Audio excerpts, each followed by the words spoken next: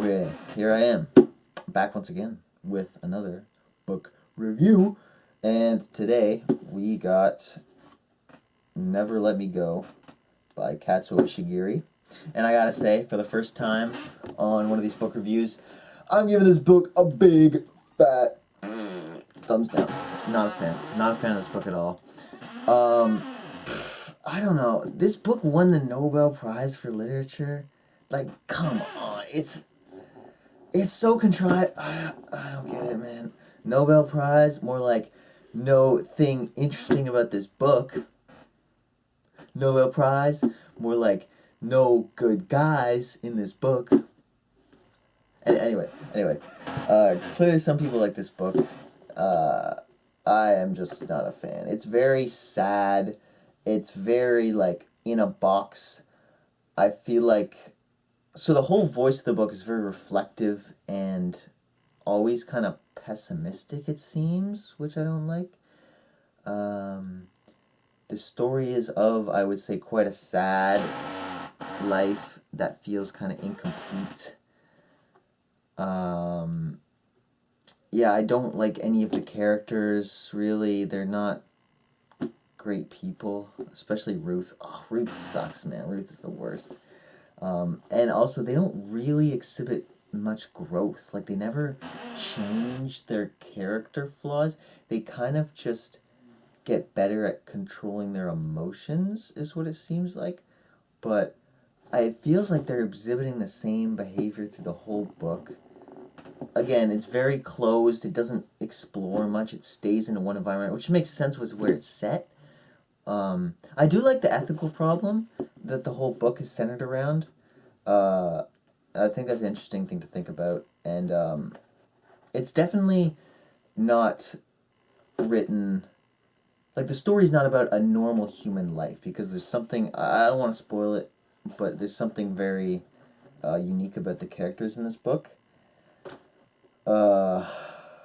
Which, of course, makes it different than a normal book about a human life would be. But I just don't enjoy it. It doesn't... I mean, so it does... It kept me reading, definitely. But it's kind of like a shipwreck. How you're just like... You can't take your eyes off it, but it's bad, and you're not enjoying what you're seeing.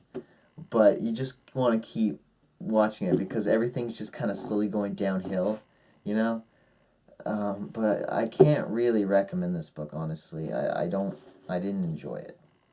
Look, this is kind of cute. Look, whoever had this book in the library before put a whole bunch of little sticky notes in there. I had little tips about how to read it and how to analyze that. I thought that was cute. I like that the library staff didn't rip that off. They left that in there. I think that's pretty cool. But yeah, I don't even have any quotes from this book that I wrote down, because I didn't enjoy the writing. I mean, okay, Kazuo Ishigiri does a great job at writing women in this book. Compared to what I read a lot of Murakami recently, and now after reading this, I'm like, okay, now I realize why people are saying so much how Murakami writes very shallow women. It's true. This guy writes women really well. I do think the characters are well fleshed out, and their interactions are really believable and well written, and really writes on all the small minor interactions. It's a book on a very micro scale. How there's not much anything like big going on in the book. But it's just very minor social interactions that are all changing how they act, and you can see how small things have ripples. But it just feels very contrived for me, and I didn't enjoy it much. So yeah, that's all I will say about it before going on to the spoiler section. So tap out if you haven't read it, I guess. Yeah, I mean, it's still... honestly... No, I wish I could have used my time reading something else, to be honest. Yeah, I'm not a fan. Anyway, now I'm spoiling it. Okay, so, let's talk about the actual dilemma itself about cloning people to use their organs to donate to real people. Normal people. Are clones human? Yes, I would say they're human.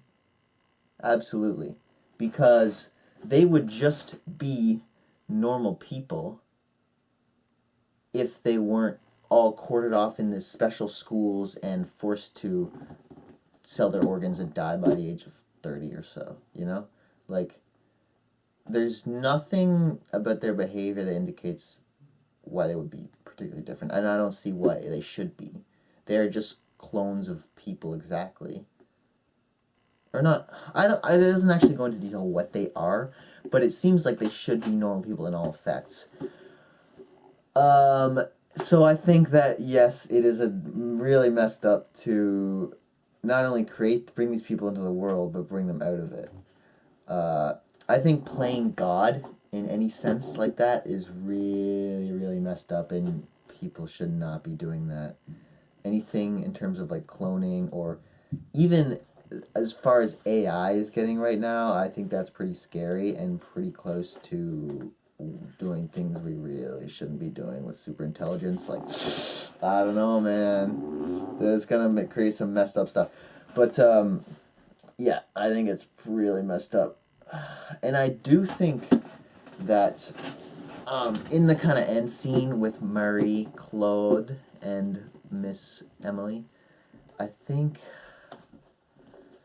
that Hailsham was a good project. I think they did do a good thing with that school, because nonetheless you're going to have these people in the world, and they're going to grow up in either a really shitty one or a nice one like Hailsham that actually gives them a somewhat decent life. It's still not a complete life, and as I said before, the book feels like an incomplete life. It just, the whole thing is regretful that you didn't do enough, you didn't have enough time, and yeah, it's just filled with regret. But I do think Hailsham did a good job. I think they give those students good times, made lots of beautiful art. But about what Miss Lucy was saying. So Miss Lucy that thinks they should have told them earlier about what was going to happen to them. And Miss Emily and Madame Marie Claude think that they shouldn't, that they should just let them enjoy their childhoods. And it's like, yeah, but would they have... So Tommy seems to think that he wanted to know earlier. And it's not really clear what Kathy thinks, but Tommy definitely thinks that he wished he knew earlier.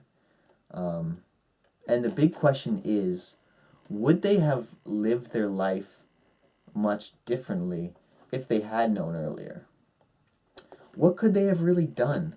Their life paths are so defined, they can't really stray from them.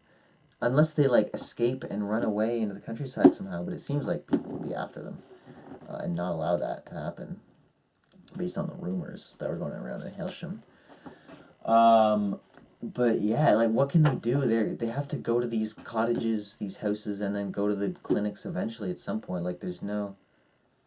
How much can they really travel and go? I don't think they can. They're not real people. They wouldn't have government... Like, I don't think they have a passport, you know? So it's like, what good would that really do them, knowing that? I guess you could try and live life with less regrets, but would you... would that really change things? Because I feel like it's so hard. It's so hard. Okay, this is going into a personal thing now. We're getting deep. We're getting deep here. So I always try and tell myself, live life with no regrets. You know, all the same, like, live life as if you were dead, as the samurais, the Hagakure. But I feel like my behavior doesn't change that much, and I'm still allowing my fears to hold me back from doing what I really want to do sometimes. And I don't know if that's a part of human nature, or if that's a stage that people go through and they eventually overcome. Or it's just a me problem. But I don't know, can humans... I think that we can learn to live life faster. But basically, would the kids have really done that? I don't know. Okay. Maybe if it was clear from the very start what they were, maybe not what they were, but how long they were going to live, then that would have been a good thing, because they would have tried to do things faster. But I don't know. I think they just allow... I really don't think it would have... I'm kind of leaning towards Miss Emily's side here, and just the ignorance of it, and enjoying your childhood to the max. And they have those memories forever, but at the same time, they're so sad in their adult lives, it seemed like.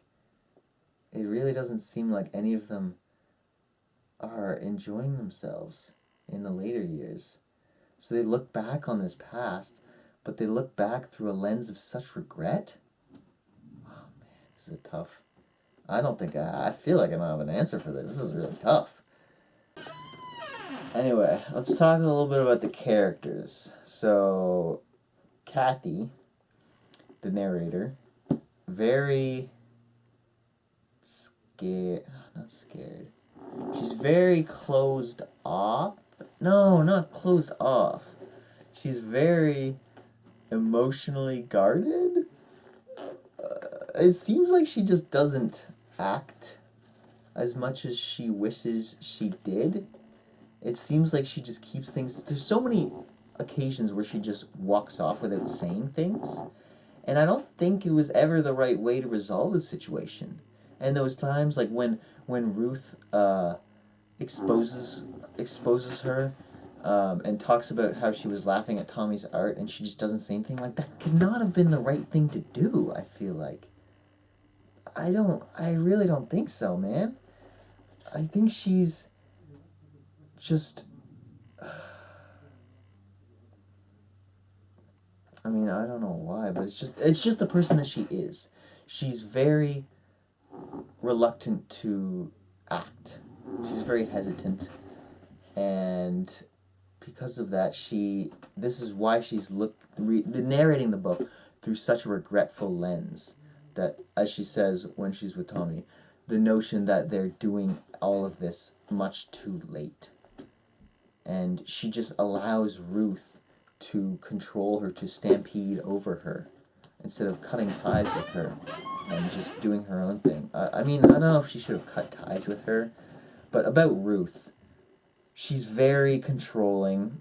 She kind of lives in her own reality. She builds her own reality, and she wants to bring others into this reality that she's created. And if they don't want to be in there, then she's just going to exile them and push them away and you know, cross them off. Yeah, very controlling, kind of creates the situations, creates drama on purpose, she's like performative when in the... She's a performative female. I wish you listened to Clairo. No, Clairo's good though. Anyway, like in the cottages with Rodney and Chrissy, how she's always trying to impress them and seem like the pretty good face, but she kind of puts her friends down to do that. She's not a good person. She's really not.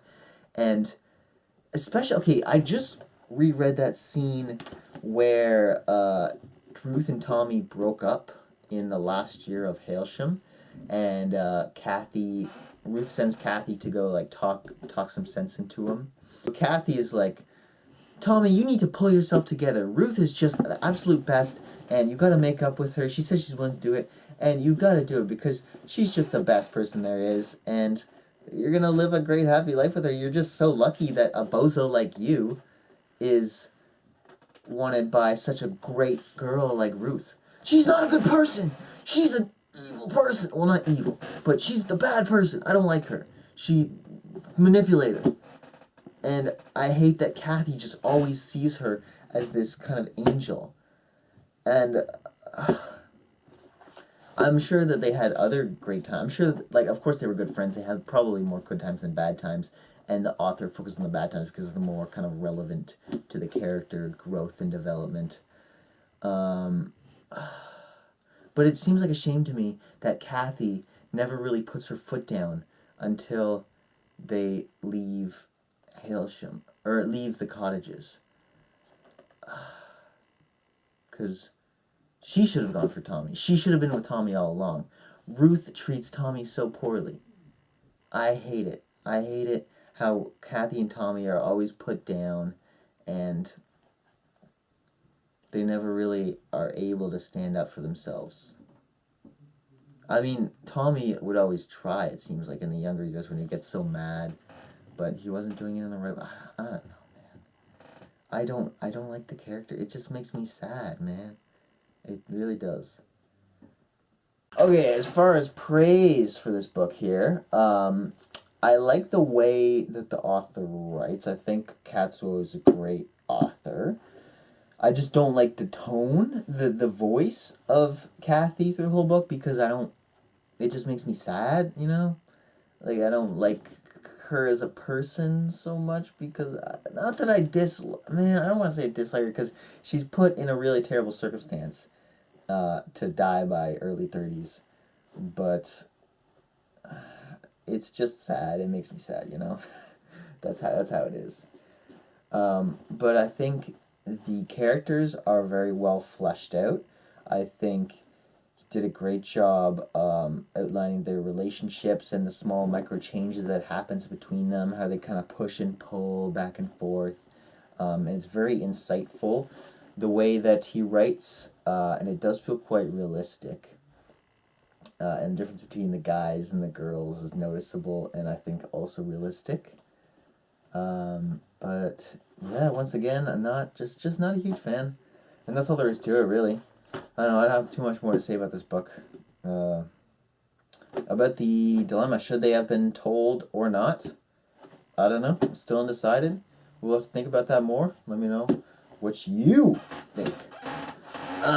Okay, that's about it. But the song for today, I would not forget, of course, is Mentira by Marcos Val. A very funky song.